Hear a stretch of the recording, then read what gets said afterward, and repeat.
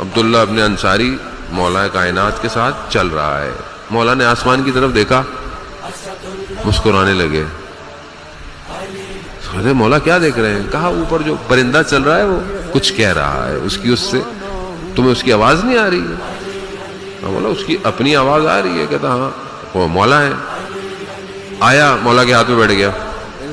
मौला ने कहा कि तू बोल, तुझे खुदा तकल्लुम दे, जबान दी। उस परिंदे ने अरबी में बोलना शुरू कर दिया, अस्सलामु अलैका या अमीर अल मोमिनीन।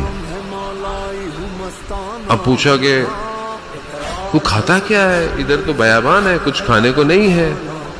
परिंदा क्या कहता है?